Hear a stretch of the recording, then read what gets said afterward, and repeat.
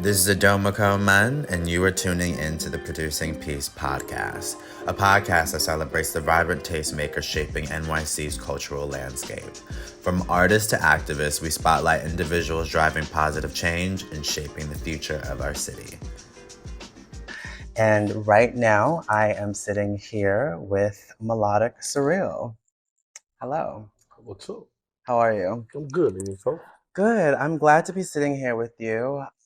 I first wanted to thank you so much for always bringing me on some of the projects that you have done in the past, as well as supporting some of the stuff that I've done. And, it's crazy to think that, like, I met you 10 years ago. And I met you during the time when I was producing a documentary. And I wanted to, like, I guess, before we get into all that, I wanted to know what identities do you attach yourself to? Because I know you have many, but like for the sake of this podcast, like what would you say you attach yourself to in identities? Identities. It's a good question. Identities. I'm black. I'm queer. I'm Caribbean. Um, free spirited. Pansexual. Courageous. I don't know. Definitely out of the box. Very, very. I don't know. Just different. Yeah. So I've known, like I said before, I've known you for some time. So, um, I was born in New York City, so and you give off New York City energy, but you also are not from New York. You're originally from Florida. Right. Originally. Yeah. So, like, I don't know if you want to share, like, how long you've been in New York. How long have you been in New York for? Wow, I came here in the early 2000s. It don't feel like it, 24 years, but around maybe like 23 years I've been in New York City as a resident, 23, 22 years. Um, it's crazy when you think about it like that. But yeah, in the early 2000s, I moved here permanently as a youth. Yeah. But what brought you to New York?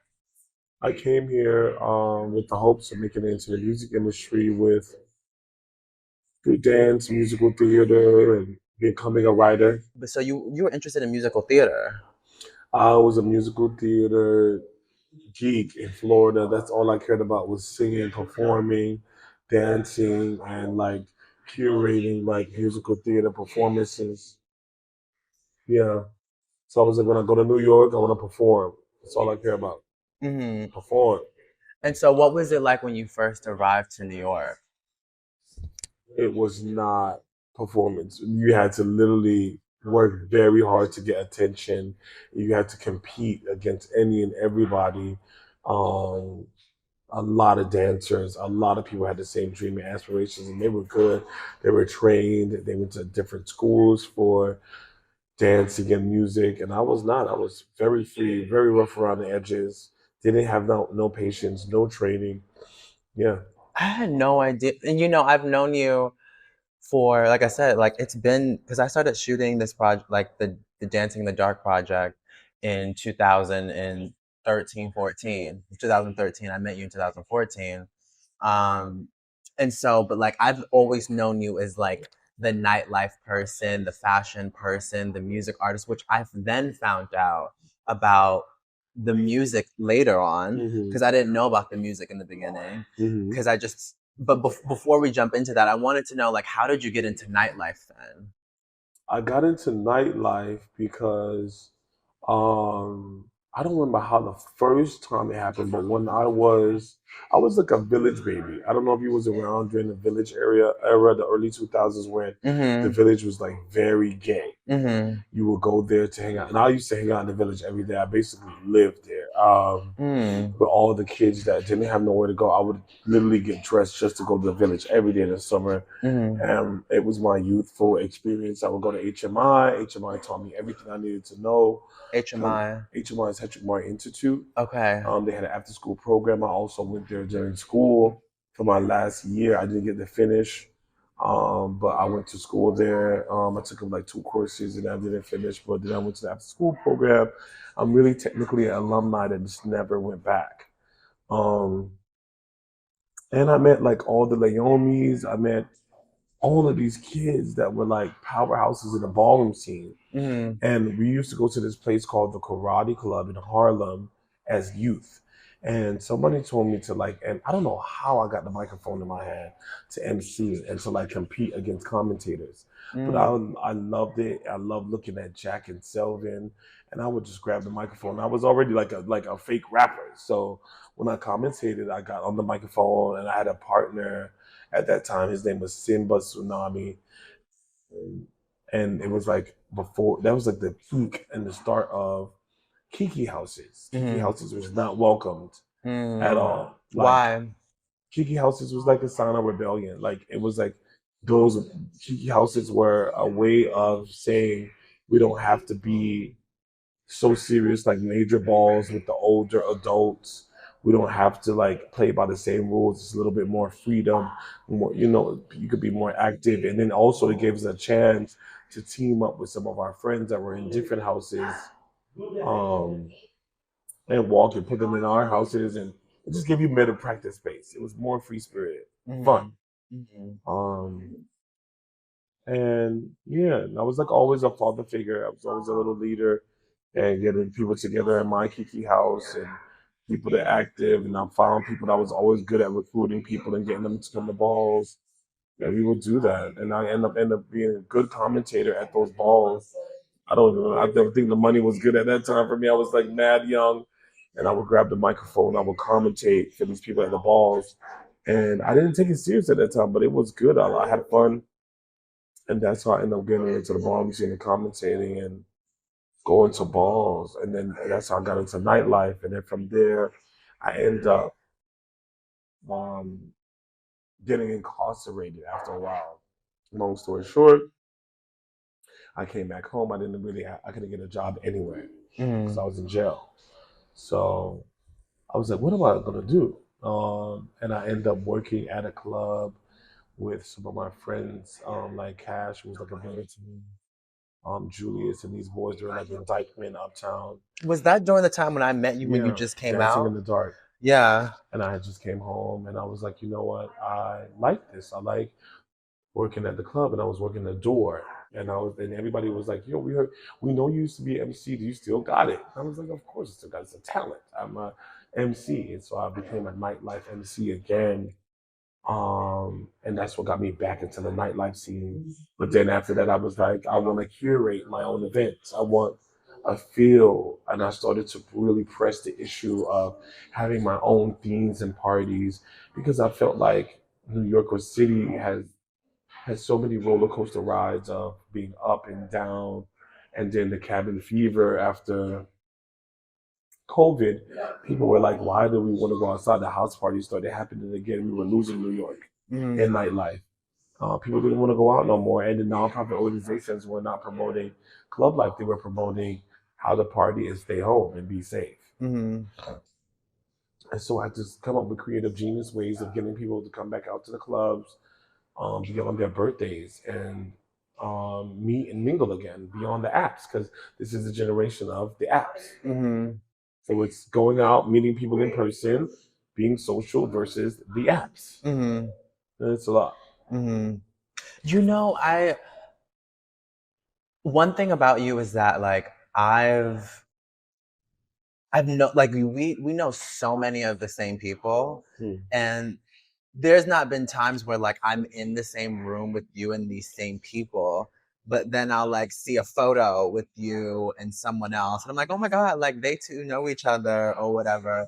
Um, and so like I started to then understand with you that community is what my understanding is that community is very important to you. Community is real important to me, and I do know a lot of people. I've been popular my whole life, and I thank God that I never had to be the bully or give into that concept of people who think that it's okay to uh, do certain things to fit in. I never had to do that. I was just always either accepted or did my own thing. Mm-hmm. And I think that that's when people see that, real genuine people see that, they flock to me or they despise that. And most people literally flock to me. Mm-hmm. And yeah, that's just, part of my realness, but Mm-hmm. yeah. Um, and so like I would want to, because it's so interesting because like I know you in so many different ways. And I understand too that there's so much more to still learn about you because I don't see you as often.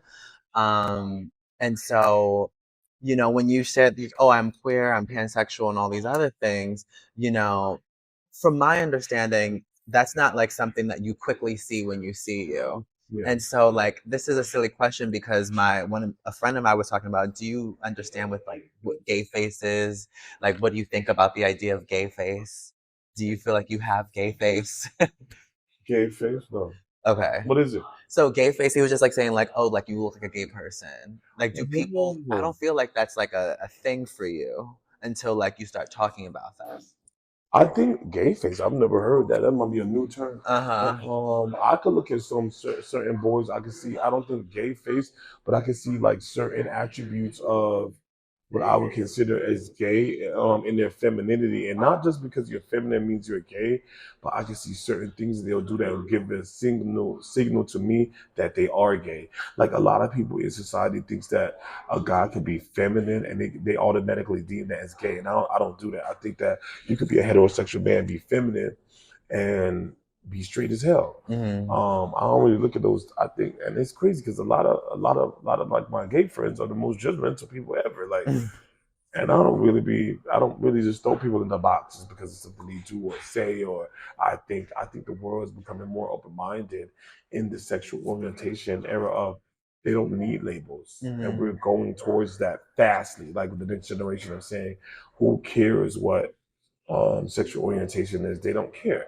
I like that we have non-gender conformance um, in the next gen. I think that's dope. Mm-hmm. I really do. I think that Mm-hmm. the world is more accepting to that. I think that we're accepting, um, loving our trans sisters and brothers more and more every day that we're learning because we're still a young species. I think that we don't have all the answers, Mm-hmm. even though we might pretend to. We don't have all the answers. Mm-hmm. It's so like um it's so beautiful to like see you over the years just because like I feel like I always see you at different points of your life. Yeah, Um I agree. Because before I was real ignorant, like so, I'm like, no, I'm not doing that. No, uh-huh. I'm not partaking in that. Too gay. Uh-huh. But then when you start to like, and life has really like really has really really taught me so many beautiful lessons that I can't do nothing but be grateful. Like I'm so grateful for life at this point. Like Mm-hmm. I'm grateful for my life at this point. Like I'm happy. What do you think has changed to bring you to that point right now? Because we're always going to be forever changing. But what has brought you there, like as we sit here and speak? Recently I was in the hospital. I was literally like I was about to.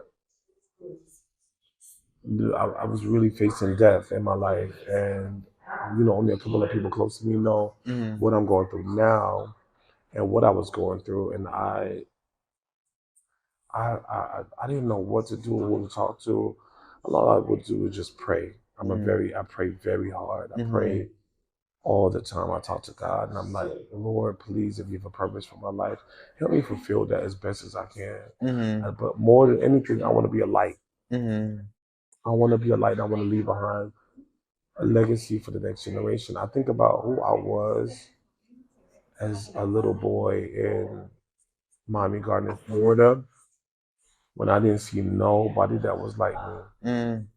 There was nobody like me. I remember receiving like these magazines of these men in underwears, like these fishing underwears, and I remember it wasn't porn, but I liked them. I liked the way the bodies looked. I liked the clothes they had on. I liked how they looked, and I used to hide those magazines because I didn't want to get in trouble or be called gay, but I didn't identify as gay. That's what I knew. I felt wrong for liking it. And I don't want to feel like that.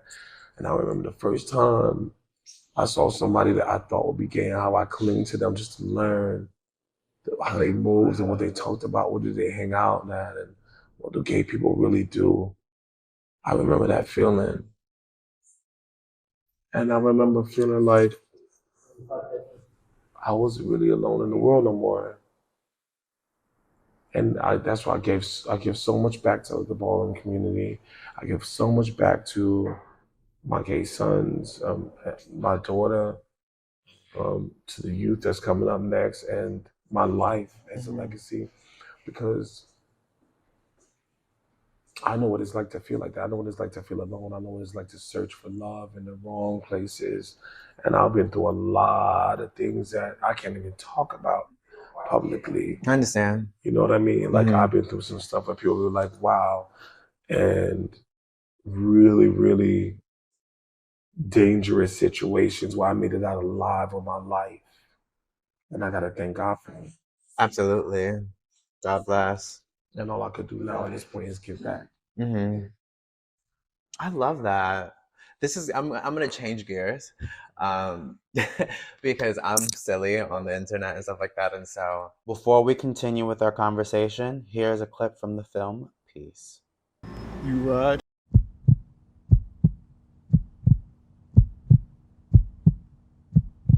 Always, into the day I die.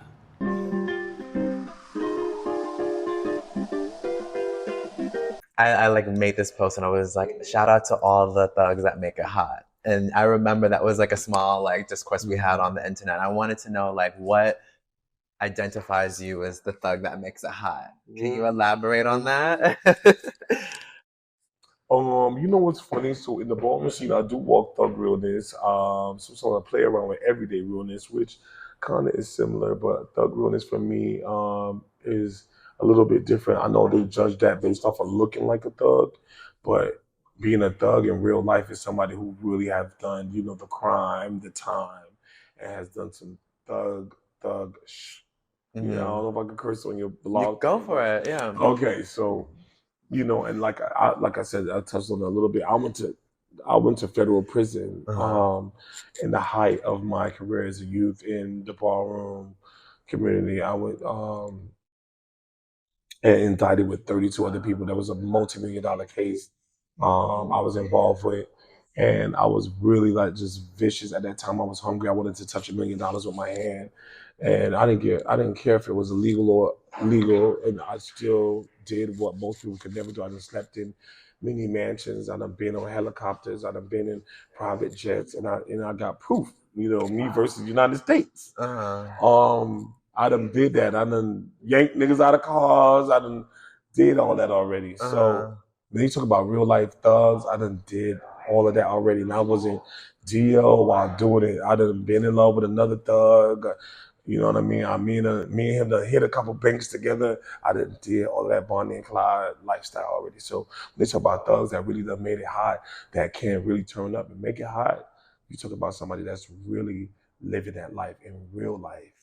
And I'm like I said, I made it out with my life, and I'm happy. I'm not that vicious, grimy person that knock your grandma off her rockets just to get that diamond necklaces no more. You know what I mean? I'm really a different type of person now. Do you ever reminisce on those times, or? I always reminisce on that time. When I'm like outside right now, and I'm like thinking about like Blagari, like even just now when I'm talking loud like that, I know that like if I went over there and start slapping fire out of them.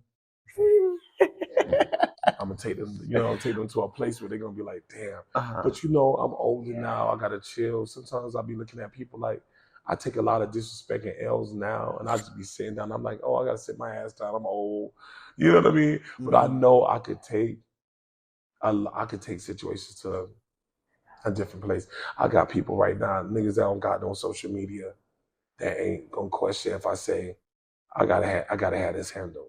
I really do got them in real life. If you know me, I got them. I done put that work in already. So what makes you so connected to the city?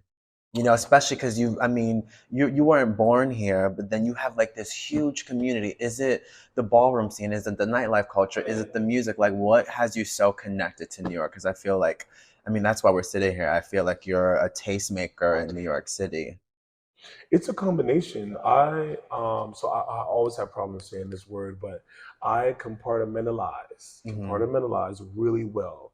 I dabble very heavily in the music industry and with unsigned artists that I'm affiliated with in New York City, Hmm. especially with labels and like just understanding who they are as people. I invest as much as I can. If I could go support their shows, if I could like invest in like just finding them any type of like outlet for them to perform or getting connected to radio stations, that's what I'm gonna do because I have the access to that. I'm like I said, I'm very popular.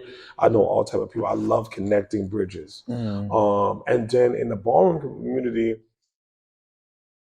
it's impossible kind of not to know who I am if you're a tastemaker. Tastemakers know each other. You heard of me before. You might have missed a couple areas. Remember, I left New York City in 2008. A lot of stuff has changed since 2008. I left in 2008. Hmm. A lot of generations started at 2008. I was before 2008, and now I came back like 2016. Hmm. So if you was here prior to 2008, early 2000, you remember me, you know me, or your father, parents, or your house know me, the founders know me, and that's fine. Um, I separate all of those things and those friendships really well, Hmm. and I balance them.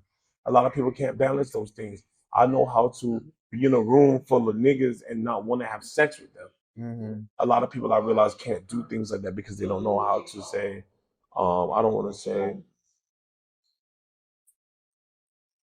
not sacrifice, but like really what's the word I'm looking for? They don't know how to like To just compartmentalize. right Okay. compartmentalize those different things. Like these are my friends. Well, once I have friends and brothers, I don't mix the two. Like I Hmm. could be pansexual and we could be great, and you could be attractive, but we're going to be just friends. You know what I mean? Hmm. There's no disrespect, but there's a line that I don't need to be crossed, and that's the thing with people that identify as heterosexual. If he identifies as heterosexual, he's my homeboy.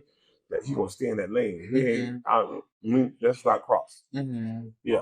You also, I'm receiving all of this. I also wanted to know because you spoke about the idea of feeling alone when you were younger and like not having that, and to like now be fostering the youth, and like you said you have sons. Can you elaborate on that? Like, how many sons do you have? Do you want to shout their names out? Oh, yeah. Okay. I have about four sons. I have about four different sons in the scene. Um, and I pick my sons hand chosen. I don't just have any and everybody call me dad. And I have three daughters right now, and probably more kids that I don't even communicate with, but these are like my kids. And would you say that you're in a house? I am. I'm a gorgeous Gucci. Yeah. Okay. You started the House of Gorgeous I Gucci. did not start the House of Gorgeous Gucci. Please don't start that room because I would get in trouble. Okay. I'm still learning, so please don't attack me. Do you want to give a little bit of history about the Gorgeous Gucci? Wow, Gorgeous Gucci, the founders came from the House of Mizrahi. I came from originally the House of Cavalli to the House of Khan and then to the House of Ebony, and now I'm a Gorgeous Gucci. Hmm. And the Mizrahis like Jack and Marlon, Kelly, I think like two other people, I'm not too sure. They were like the founders of Gorgeous Gucci. Hmm.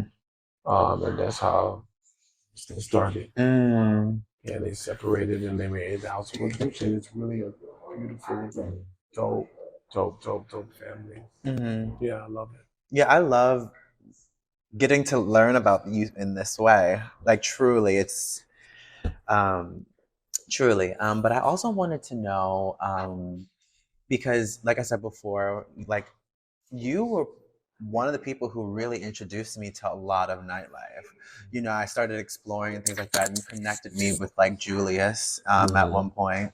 But that was so long ago, and I wanted to know what, like, do you see the culture shift in nightlife then versus now? Because that was 10 years ago.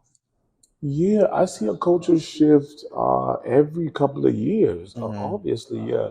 I mean, you gotta understand, and then rest in peace to like somebody that was like in my heart, my big bro, Frank Watson. That was an era. Like when you go to a Frank Watson party, this is somebody who taught me by not even speaking, but just showing me.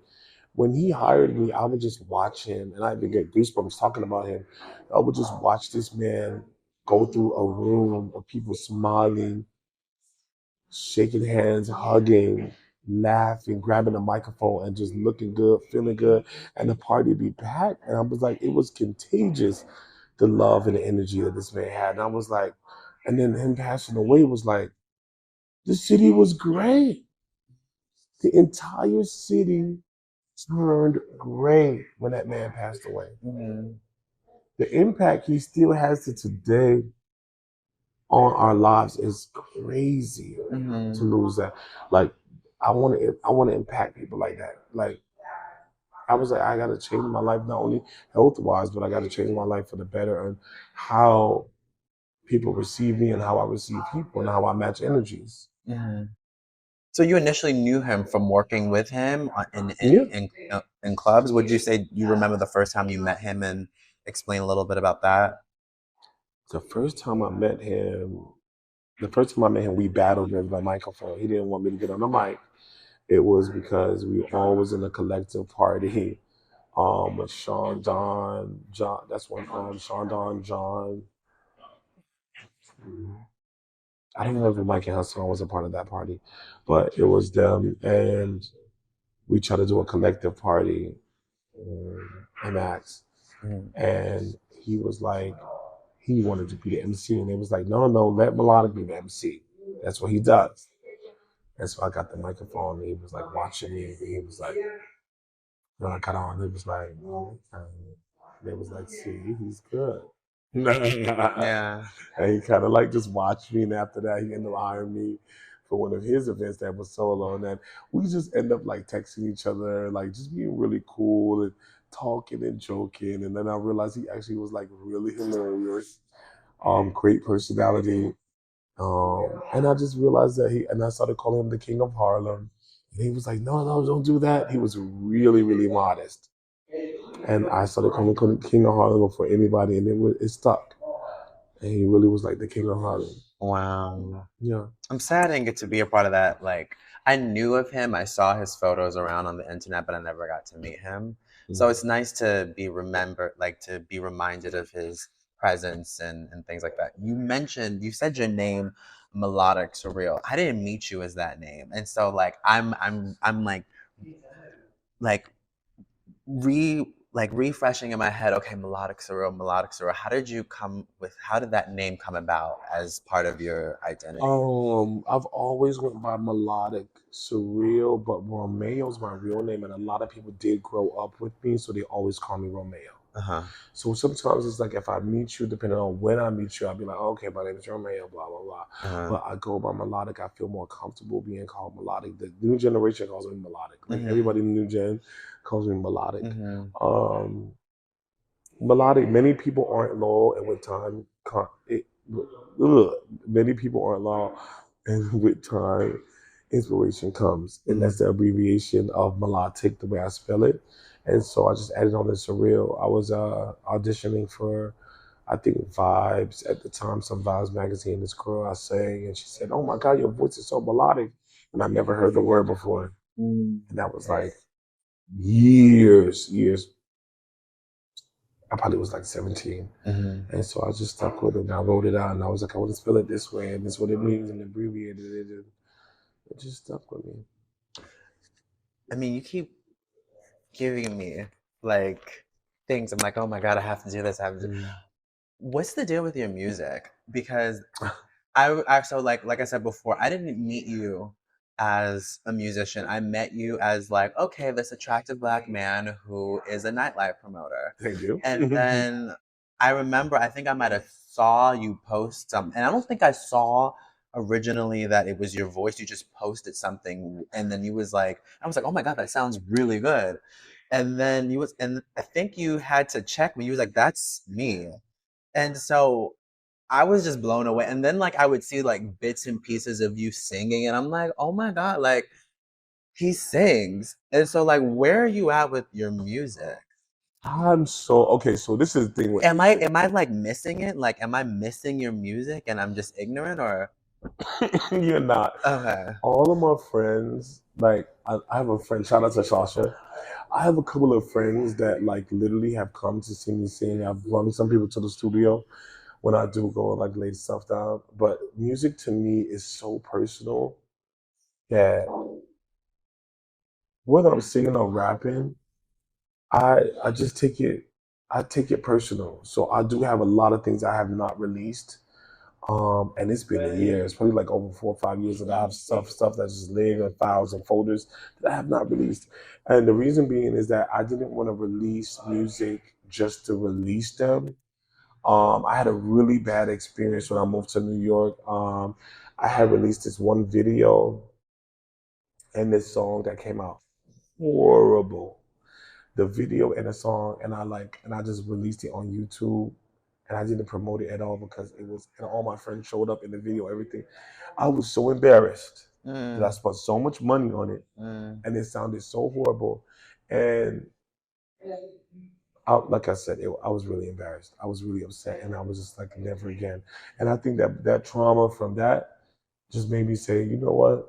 I don't want to. I don't want to pursue music in that manner. I wanted to give the music I do away for free. And when I do it, I wanted it to just be for me. And so therefore I pulled back a lot, and I was like, when I would do drop music, I could drop a single here and there and just say, hey, go listen to it. But I don't want to be a part of the rat race of people saying, do this and do it for the numbers. And that's not what I want to do. mm. Yeah. I mean, like, because I've been to a few of your parties. I'm not a nightlife person as much anymore. I mean, especially after doing like a whole project about it. So I respect all those who are involved in the community of nightlife. But in the time that like I would go to nightlife, I would hear you MC and like curate the space. But I can't recall if you ever performed at any of your parties. Have you? Like, I have. okay. I said sometimes it depends on how I feel. Sometimes I sing, especially with songs that I'm in love with. At the Uh, end, so a lot of people always tell me, "Damn, like I can't believe." And people are always shocked. But like I love singing. I love melodies. I love R&B. Um, yeah, yep. I performed at Castro Bar a couple of times. I performed. wow, that's a throwback. That Yeah. place. Hmm. What do you have like any specific memories about being in Castro's?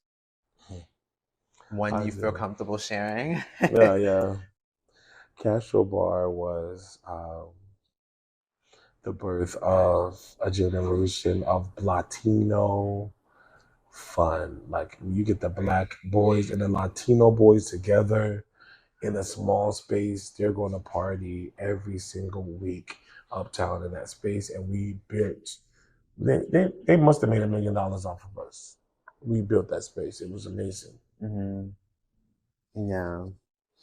Um, so I would I want to know also too because like New York City is like such a magical place for a lot of people. And you said you came here some like around 20 odd years ago, something like that. Like who was the person who like showed you around New York City, and like what allured you most about the city, and who helped elevate that when you first came? Mm. I think it was like multiple different people in different situations that showed me too. When I first got here, I didn't know what I was going to do in my life, and I didn't identify as gay. It was hard. It was really hard for me because at that time, and a lot of people even still today, I didn't, I come from a generation where it was like escorting and like street walking was a big thing in the gay community and like being a village, and I just couldn't do it. Like I literally, it was just not for me. So a lot of people that was like hustling, and I didn't look down on it. I think sex work is very important to be educated on. A lot of people have to, do what they got to do, but hopefully they're doing it safely and they make it out. And I think that we shun stuff in conversations like that instead of actually addressing it and doing it the right way. Um, I just couldn't do it with the clients, and so therefore I was hungrier, and I had to find another way Mm-hmm. to like make my bread while I was young and underage. Mm. Um, yeah, multiple people. I had to find my way with different people. I had to learn from different people, and I had to learn fast. Mm. Would you say that like Manhattan is your base? Because I don't also remember you doing any parties outside of Manhattan. Oh, I think I might have saw because I also interviewed Kenny actually, mhm. and I think I might have saw you did something with him, or I might have saw Yeah, you. Kenny's Yeah. like the only person I love linking up with Kenny. I actually love DJ Kenny. Dick Appointment is like amazing. That party by itself is a brand, major house brand. And when I went there, I was like blown away because before all of this, I was in the golf scene with just like all my boys that are like that identify as probably like heterosexual. Mm-hmm. And so when I went to Kenny's thing and I saw so many like goth black youth that were like queer and like fun mixed with like trans and like all these like hot people. I was like, what the like I was blown away. Mm-hmm. And so I just fell in love with that party automatically. And that's Mm-hmm. his thing. That's Brooklyn's thing. But I'm really a city boy. Like Mm-hmm. once you go to the city, if you party in the city, you know me from uptown to Manhattan. I am city based. I'm a city boy. Mm-hmm. Yeah. So you haven't ever done anything in like the Bronx or in Brooklyn or in Queens or maybe even Staten Island? I think I have had a party in the Bronx, not Staten Island. I've had a party in the Bronx. I've had a little thing in Jersey for sure. And I have an after hours every single weekend in Harlem. I have hot sauce Friday every Friday in Chelsea Boxers. Mm-hmm. And before that, I used to be on 42nd Street. Um, and now I have Sundays at Hush. Mm-hmm. So yeah, city based. Continue being up to date with all things peace by following the links attached to this episode. Thank you for tuning in. Now let's wrap up the show. But I would assume that you're just like out. Like, do you ever have a time when you're just like indoors? Like, Of course, okay, yeah. like what is your like your like your breathing reboot? Like, how do you make sure to like refreshen up refreshen up with your own personal time? Because I don't know, I associate you as like someone who's like out all the time. Yeah, everyone sees me out a lot, but I spend a lot of time with just me. Like I go to dinner romantic dates by myself. Are you involved with Um, anyone? huh? Are you involved with anyone or? Yeah, yeah, I'm dating. I'm definitely dating a beautiful, beautiful, beautiful person. Um, and I do enjoy me time. I spend a lot of time investing in myself. Mm. Um, I have a lot of me time. I spend time when I first wake up and open my eyes on me. I go on these dinner dates by myself that I plan, I schedule, and I go to new restaurants. I look them up.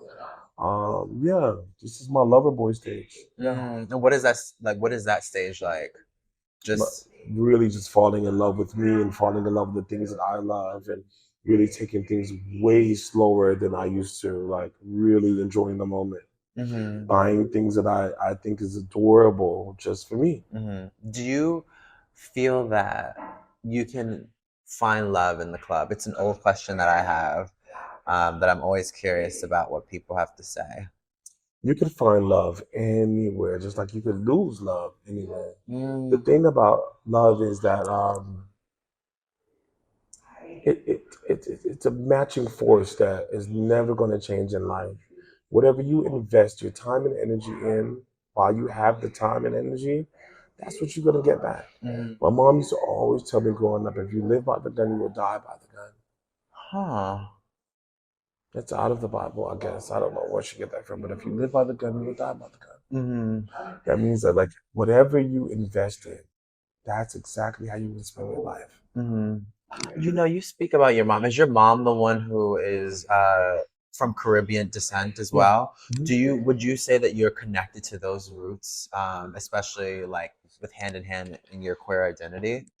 Of course, those are some of the root narratives that make me who I am as a person and what I identify with. Those are the either the traumas I hold on to or what I refuse to let go of, and where I found my freedom in rebelling as a man. I think definitely, especially being Jamaican, Mm-hmm. you know, yeah. Well, I have like two more questions and then we're wrapped because I could literally talk to you all day.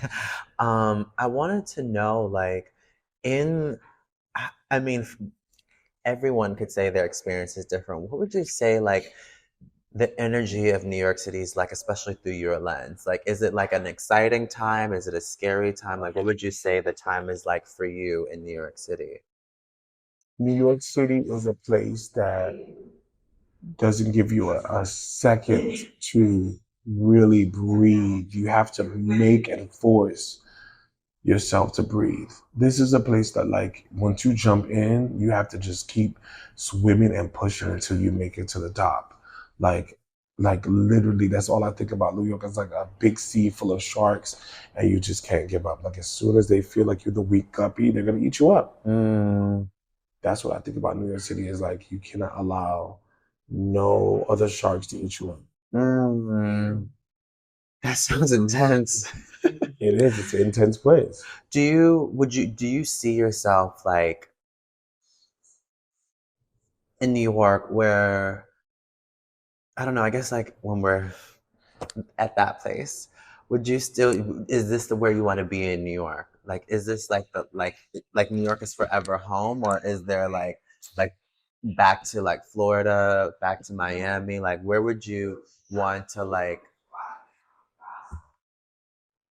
I'm approaching my 40s, and I I always dreamed of being old with a dog and slippers and having a lover and living near South Beach and owning a little bar or lounge or something.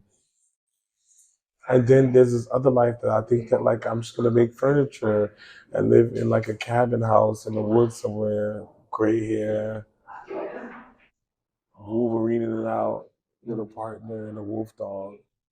Those are my options. that sounds peaceful. Drinking really healthy teas and stuff like that. So Mhm. I don't know. I That's mean, I swear that I have two more questions now because you just keep having me go. Okay, so what would you say is like some things that you're manifesting or you're working on in terms of expansion? I'm really, really manifesting like a global a global impact by I have the thing that I'm working on now personally that I've already like let go to the surface wise. Mm-hmm. It's called Melodic's World, and it's about an experience that you can experience anywhere in the world and having a different team in different cities, major places like Japan, Tokyo, Brazil, that I've been working on by myself. It's been very difficult, very stressful. Um, but it's a very, very big, beautiful concept, and I'm very happy that I've launched it. Hopefully, that I'm able to drop a seed and invest Mm-hmm. into others and see how big and broad it's going to go social media wise. Mm-hmm. Yeah. That sounds that sounds like a full plate of things. Hmm. And I guess my last question is, well, it's not a guess, it's what my last question is. How are you producing peace? I produce peace by, like I told you, I think that me and my state now is that the peace that I have within, I just try to project that out on others. Like I want the world around me to be better. I want it to be nonviolent. I want to feel the love that I desire for myself. And I think that's very important. I think sometimes we as humans we forget that other people are human, so we feel entitled, or we hang up all these high expectations on people, projecting delusional ideas on other people. It's not real. Mm-hmm. And I don't ever want to forget that. I want to remember, hey, that person is human, and they're entitled to make mistakes as well. Mm-hmm. And so, therefore, to keep the peace, I got to remember that. Well, Mr. Melodic Surreal, I want to thank you so much for giving me your time and to having this chat on the Producing Peace podcast. Do you want to let the listeners and viewers know where to keep up with you at? You can find me on Instagram at Malawtic Surreal, Malawtic Surreal, or Surreal Talent Agency. For those, in the most part, yeah. Well, thank you everyone for tuning in. We continue to work towards producing peace, and until the next time, peace. Peace.